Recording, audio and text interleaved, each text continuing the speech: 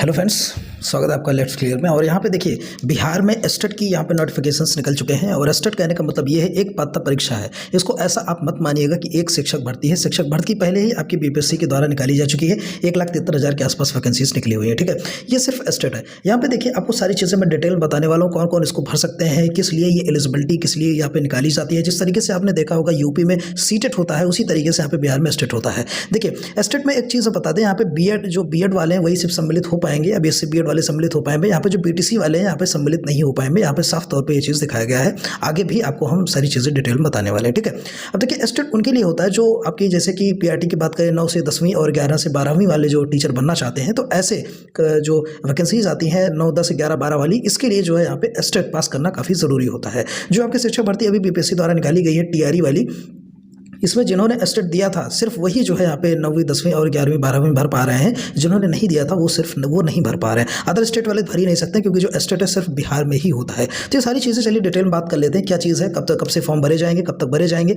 तो ये सारी चीज़ें हम डिटेल बात करते हैं, कितनी फीस है, एलिजिबिलिटी क्या है, सब कुछ। ठीक है, चलिए ये रही पूरी नोटिफिकेशन, हम जूम करके यहाँ पे सब कुछ आपको दिखाने वाले हैं। ठीक है, अब देखिए एस्टेट में 2 परीक्षाएं होती हैं, एक पेपर 1 पेपर 2। पेपर 1 होती है भैया 9 से 10 के लिए, और जो पेपर 2 होती है वो होती है 11 से 12 के लिए। ठीक है, अब चलिए यहाँ पे बात करते हैं आगे हम। ये जो आपकी फॉर्म है ये आज से ही भरे जाएंगे और कब लास्ट डेट होने वाली ये हम आपको बताने वाले हैं। देखिए ये एक तरीके से देखा जाए पात्रता परीक्षा है जिसमें बहुविकल्पीय प्रश्न होते हैं। और जो परीक्षा होती है कंप्यूटर मेट पे, सीबीटी मोड पे होती है, मींस कंप्यूटर पे जाके आपको देना है। प्रत्येक जो अंक है, टोटल क्वेश्चंस 150 होते हैं, जो कि डिटेल अभी आगे आपको मिलेगी। लेकिन पहले आपको बता दें, एक अंक 1 नंबर का होता है, कोई नेगेटिव मार्किंग नहीं होती है। तो यहाँ पे काफ़ी अच्छी बात हो जाती है। देखिए परीक्षा की अगर हम यहाँ पे विषय की बात कर लेते हैं, जो परीक्षा का विषय है, देखिए माध्यमिक कक्षाओं के लिए निर्धारित पाठ्यक्रम अनुसार जो पेपर 1 माध्यमिक के तहत आने वाले विषय तथा उच्च माध्यमिक कक्षाओं के लिए निर्धारित पाठ्यक्रम अनुसार पेपर 2 उच्च माध्यमिक के तहत आने वाले जो विषय है यहाँ पे आपको बताने वाले हैं, जिन विषय पे आपको जो है वैकेंसीज देखने को मिल सकती है। देखिए कुछ तो यहाँ पे सामान्य विषय है, जैसे जिसमें आपकी हिंदी है, उर्दू है, बांग्ला, मैथिली, संस्कृत, अरबी, फारसी, भोजपुरी, अंग्रेजी, गणित, विज्ञान, सामाजिक विज्ञान। ठीक है, अब इसके लिए भैया क्या अर्हता क्या चाहिए, जो एलिजिबिलिटी एक तरीके से कहें क्या आपके पास होना चाहिए। सबसे पहले आपके पास होना चाहिए बीएड।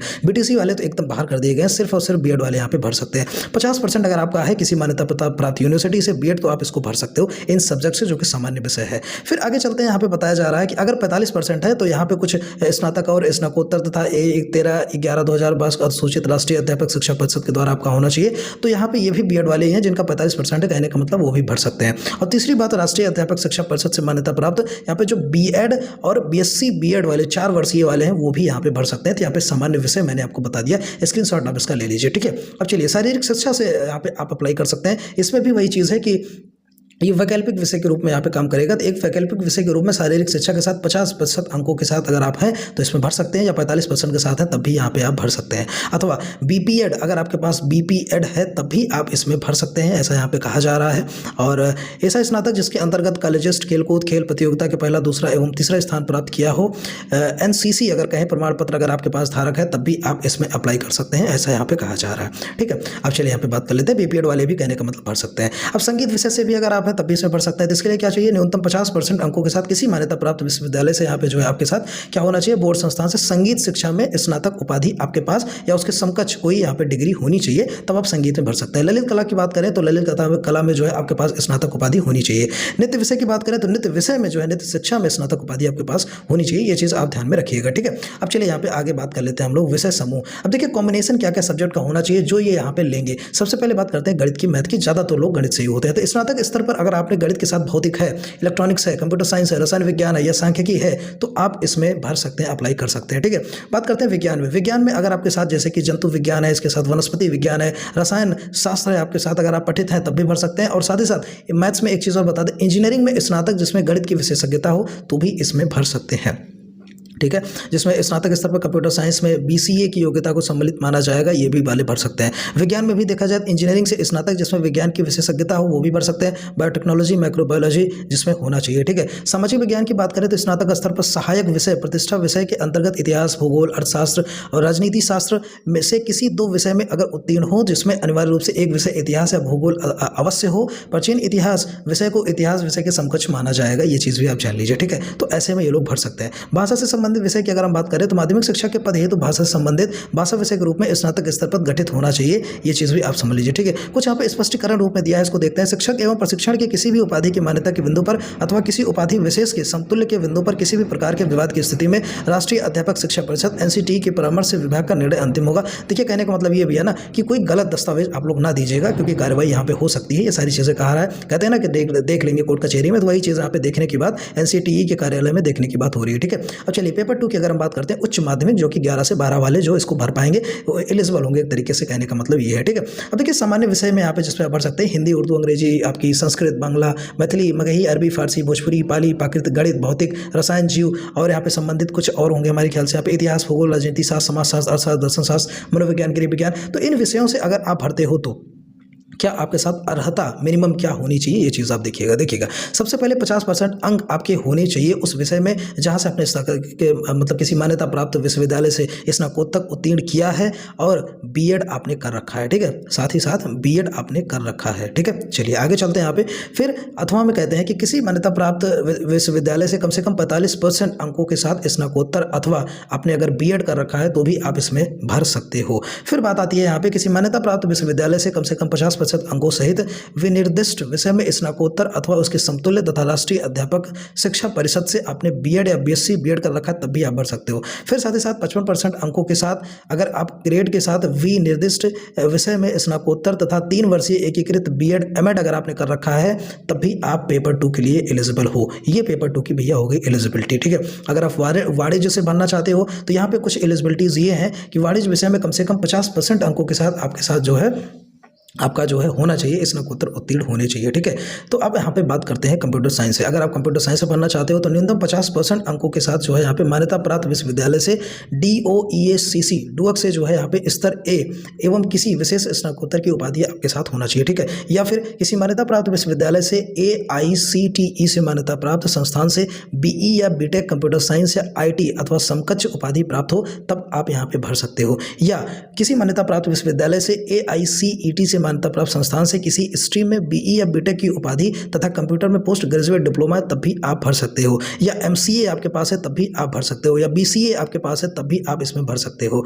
या फिर अगर कहें तो यहाँ पे कंप्यूटर साइंस में पोस्ट ग्रेजुएशन आपके पास है तब भी आप भर सकते हो। या फिर स्तर B की आपने डुअक में अगर आपने कर रखा है तब भी आप इसमें भर सकते हो। साथ ही साथ DOESCC के स्तर C जो ग्रुप की होती है इससे अगर आपने जो है स्नातक की उपाधि प्राप्त की है तब भी आप भर सकते हो। या MCA के 3 वर्षीय कोर्स 6 सेमेस्टर वाला कर रखा है तब भी आप कर सकते हो। तो यहाँ पे इतनी सारी एलिजिबिलिटीज आपको कंप्यूटर साइंस से देखने को मिल गई। कृषि विज्ञान की बात कर लें तो 50% अंकों के साथ अगर आपने एग्रोनॉमी या कृषि उद्यान में स्नातक आपने कर रखा है, जैसे कि agronomy, plant breeding and genetics, entomology या plant pathology, seed science, technology, इसमें सब में आपने स्नातकोत्तर अर्हता अगर आपके पास है तब भी आप इसमें भर सकते हो। संगीत की बात करें तो आपके पास संगीत शिक्षा में स्नातकोत्तर होना चाहिए। तो ये कुछ हो गई एलिजिबिलिटी की बात। अब देखिए यहाँ पे कॉम्बिनेशन ऑफ सब्जेक्ट की बात की, अगर आप फिजिक्स से हो तो फिजिक्स के साथ आपने electronics, applied physics and nuclear physics आपके साथ होना चाहिए। केमिस्ट्री के साथ बायोटेक्नोलॉजी होना चाहिए। इकोनॉमिक्स के साथ अप्लाइड इकोनॉमिक्स या बिजनेस इकोनॉमिक्स से आपने कर रखा हो, पोस्ट ग्रेजुएट लेवल में ऐसा कहा जा रहा है, ठीक है। अगर आप कॉमर्स से हो तो मास्टर्स डिग्री इन कॉमर्स में होना चाहिए या फिर M.Com होना चाहिए आपके पास। फिर अगर बॉटनी जूलॉजी से हो तो बॉटनी जूलॉजी, लाइफ साइंस या बायो साइंस या जेनेटिक्स होना चाहिए। फिर मैथ से हो तो मैथमेटिक्स या अप्लाइड मैथमेटिक्स से आप होनी चाहिए। ये यहाँ पे सब्जेक्ट ग्रेजुएट लेवल पे बताया जा रहा है, ठीक है। अब चलिए यहाँ पे बात करते हैं पाठ्यक्रम की, ठीक है। जो प्रश्न पत्र पैटर्न की अगर हम एक तरीके से बात कर लें तो क्या चीज़ होगा, जैसे निर्दिष्ट विषय की अगर हम बात करें, जो निर्दिष्ट मतलब जो अलग से जो विषय होते हैं वो 100 प्रश्न होंगे उसमें, ठीक है। 100 अंक के 100 प्रश्न, जैसा कि मैंने बताया 1 प्रश्न 1 अंक का होगा। और शिक्षा कला एवं अन्य दक्षता जो कि आपके सब्जेक्टिव है वो 50 प्रश्न देखने को मिलेंगे। तो टोटल 150 आपको देखने को प्रश्न यहाँ पे मिल जाएंगे, 150 नंबर के, कोई नेगेटिव मार्किंग नहीं है। अब बात करते हैं अर्हता एलिजिबिलिटी की। भाई साहब क्या एलिजिबिलिटी है, क्या अदर स्टेट वाले भर पाएंगे? तो यहाँ पे देखिए सबसे पहले भारत का नागरिक हो, ठीक है। दूसरी चीज़ यहाँ पे बिहार राज्य के विद्यालय अध्यापक नियुक्ति, स्थानांतरण, अनुशासनिक कार्रवाई, सेवानिवृत्ति नियमावली के तहत जो है यहाँ पे 2023 से निर्धारित योग्यता के परीक्षार्थी हो सकते हैं, ठीक है। तो सिर्फ बिहार राज्य का होना चाहिए, ठीक है। और तीसरी चीज़ यहाँ पे कुछ डेट्स वगैरह की बात की गई है तो वो ज़्यादा इंपॉर्टेंट है नहीं, तो यहाँ पे इतना समझ लीजिए जो है कि जो अब एक चीज़ और बता दें आपको, जो है यहाँ पे जो अन्य पिछड़ा वर्ग है या दिव्यांग है उनको 5% की छूट दी जाएगी, ये भी आपको ध्यान में रखना है। तो सिर्फ बिहार वाले इसको भर सकते हैं, जो कि एस्टेट से बिहार वालों के लिए पहले मैंने आपको बताया था। अब देखिए उम्र सीमा में कुछ छूट वगैरह भी मिलती है, ठीक है। अब देखिए माध्यमिक शिक्षा परीक्षा 2023 में सम्मिलित होने हेतु 1/8/2023 को अभ्यर्थियों की न्यूनतम आयु 21 वर्ष होनी चाहिए। मतलब 1 अगस्त 2023 को आपकी 21 वर्ष एज हो गई हो तभी आप एलिजिबल हैं इसको भरने के लिए, ठीक है। सामान्य और फिर साथ साथ में अगर हम बात कर लें तो कुछ डेट्स जैसे अनारक्षित पुरुष हैं उनके लिए 37 वर्ष की आयु होनी चाहिए, या अनारक्षित तो मैक्सिमम 40 वर्ष, महिला 40 वर्ष होनी चाहिए। पिछड़ा वर्ग के जो पुरुष महिला उनकी मैक्सिमम 40 वर्ष होनी चाहिए। अति पिछड़ा वर्ग के जो पुरुष महिला उनकी 40 वर्ष मैक्सिमम होनी चाहिए। अनुसूचित जाति वाले पुरुष महिला और है इनकी 42 वर्ष होनी चाहिए। अनुसूचित जनजाति के जो पुरुष महिला इनकी 42 वर्ष होनी चाहिए। ठीक है, तो मैक्सिमम एज भी यहाँ पे बता दी गई है और मिनिमम 21 साल 1 अगस्त को आपकी होनी चाहिए, ये चीज़ भी यहाँ पे बता दिया गया है। ठीक है, अब चलिए यहाँ पे थोड़ा सा और आगे हम बात कर लेते हैं। देखिए ये कब तक सर्टिफिकेट मान्य होगा, ये सारी चीज़ें बता देते हैं आपको हम। जैसे एस्टेट पेपर 1 की अगर हम बात करें तो यहाँ पे एक चीज़ ये नोट है कि हिंदी, अंग्रेजी, गणित, विज्ञान, सामाजिक विज्ञान, संस्कृति एवं उर्दू तथा एस्टेट पेपर 2 में अंग्रेजी, गणित, भौतिकी, रसायन शास्त्र, प्राणी शास्त्र, वनस्पति, कंप्यूटर साइंस, मैथिली एवं वाणिज्य की पात्रता परीक्षा 2019 एवं 22 में आयोजित की गई है, पहले से की गई थी, इसलिए इन विषयों के अभ्यर्थियों को अधिकतम आयु सीमा में छूट दे नहीं होगी। तो इतना ही चीज़ आप नोट कर लीजिए, जिनकी भी यहाँ परीक्षाएं हुई थी उनमें आयु की जो छूट है वो नहीं दिया जाएगा इनको। ठीक है, चलिए वो 3 अब यहाँ देखिए जो पास होने की यहाँ पे निधि बताई गई, कितना परसेंट आपको लाना चाहिए पास होने के लिए। ठीक है, देखिए सामान्य में 50% मिनिमम, पिछड़ा वर्ग में 45%, अत्यंत पिछड़ा वर्ग में 42% मतलब 0.5, और पिछड़ा को भी 0.5, अनुसूचित जाति जनजाति वालों को 40% और दिव्यांग को 40%, महिला को 40% मिनिमम जो है